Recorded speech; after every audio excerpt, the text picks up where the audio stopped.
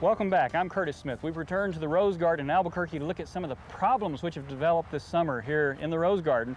And Al Troyer, consulting rosarian, president of the Albuquerque Rose Society, has come back to describe some of these problems and tell us what's going on here.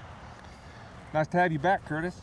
Thank you, What Al. I'm going to explain to you today is powdery mildew, one of the major problems with roses here in New Mexico.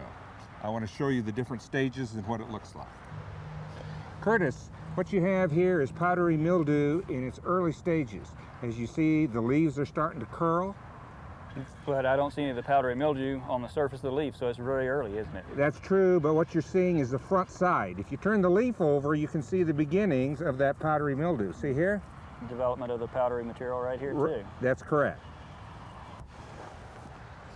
As the powdery mildew progresses, it tends to make the leaves turn brown and shrivel, as you can see here. This is what powdery mildew looks like in its final stages. As you can see, the white on the leaves and the brown as the leaves completely shrivel. And if people have this problem, they really need to do several things. First thing you ought to do is just sanitation, cleaning up the fallen leaves. If they want to use some chemical to control this, they can go to the nursery, look for a product labeled to control powdery mildew on roses, and buy that and follow the directions. This looks a lot like the powdery mildew problem we just discussed, but you said this is something other than powdery mildew. It is, Curtis. This is a bush that's under stress from too much heat and not enough water. And this is a common problem here in New Mexico. It sure is. As you can see, this leaf is brown on the tips and green in the center. That's a key factor that shows you that what the real problem here is this plant is not getting sufficient water.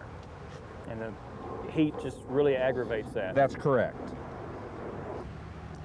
Well, this plant looks like it's in really bad shape. What happened here? You're right, Curtis. This is an example of what happens when we have late freezes in the springtime.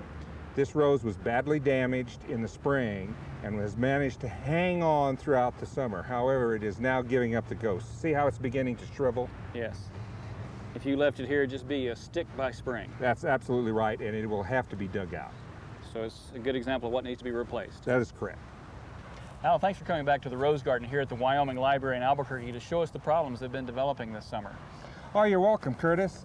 And tell your people to come back here in September, and this garden is going to be in full bloom. We look forward to it.